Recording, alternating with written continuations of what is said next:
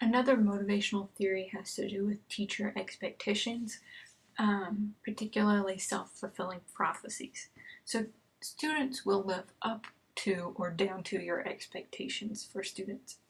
So if you have high expectations, they will work to live up to those high expectations. Granted that you've built in an environment that allows them to work towards those expectations.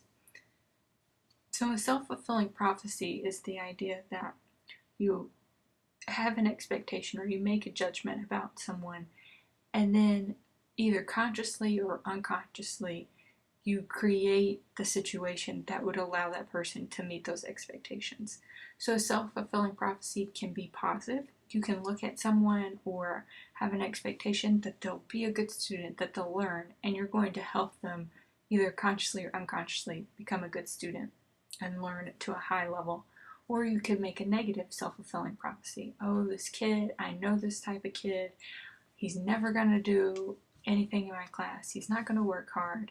And then every time that kid is off task, you're onto him, and that just reinforces, see, I knew it. Whereas if you had had a positive, he might act out, and instead of reinforcing a negative bias towards that student, you correct them, you help them learn. So teacher expectations are important for creating an environment to help students learn. Self-determination theory is another theory of motivation, and it states that self-determination is the process of utilizing one's own will, having control over one's own self. And included in self-determination theory is the idea that people have three basic psychological needs. The need for competence, or to feel confident, feel like they can do things. The need for autonomy, which is this sense of control over your own self, an internal locus of control, and a need for relatedness or belongingness, to feel like they fit in, they belong to someone, they can relate to other people. So in order to be motivated to do something, a person needs these three things according to self-determination theory. Self-determination theory includes different levels of motivation. At the very far end is amotivation, which is a person is not motivated. And if a person is not motivated, they're not going to do it. So we have amotivational, not motivated. In the middle is extrinsic motivation, which is motivation to engage in an activity as a means to an end in order to get something else, something external to a person. And lastly, we have intrinsic motivation, which is motivation to engage in an activity for its own sake, that you're motivated internally, not by something outside of you. Intrinsic motivation, as you can see, has different levels as well. On the one end is external regulation, that a person does something only for rewards and punishment. This is very behavioristic, that I'm only going to do this if you're going to give me a sticker or pay me money or some other thing, or to avoid a punishment. I'm only doing this so I don't get a ticket. Introjection is the next level up. This is being motivated because you think you should do something, or you feel guilty if you don't. You do it to please someone else.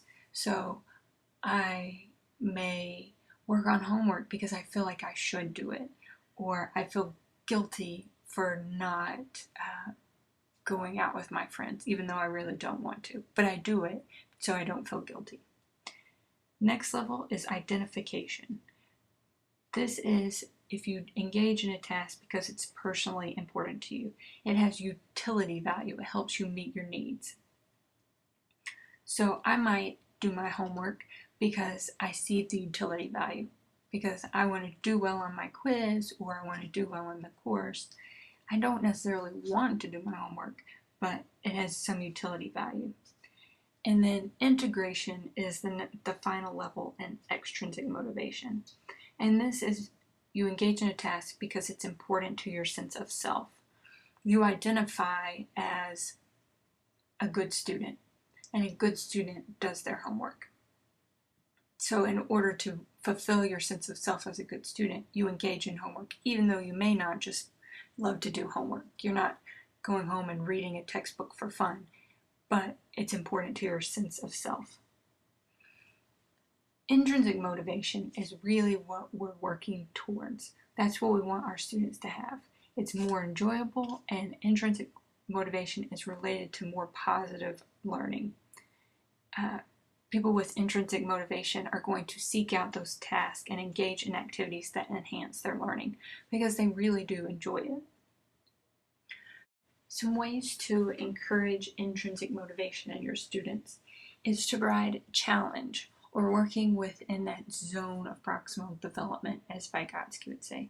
If something is challenging, a person may be more intrinsically motivated to accomplish that challenge, to learn something from the challenge.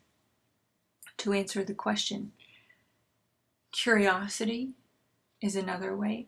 If you promote curiosity about something in science and math, I wonder if in reading, in any subject area, you can promote curiosity so that students are more motivated to investigate and to learn to answer certain questions on their own or from within. The third way is control, to provide choice as much as possible for your students. This goes back to that self-determination, that they want to have a sense of competence and autonomy to be able to choose how they want to demonstrate their learning or how they want to engage in that learning. And finally, fantasy. And this is fantasy as in games and simulations, not like a fantasy novel, not. So, games and simulations. This will, again, this is kind of like curiosity or challenge. If it's fun, students might engage in it and not realize they're learning, or realize they're learning and they still want to engage, or because they're learning, they want to engage. So challenge, curiosity, control, fantasy are 4 ways that you as a teacher can encourage intrinsic motivation.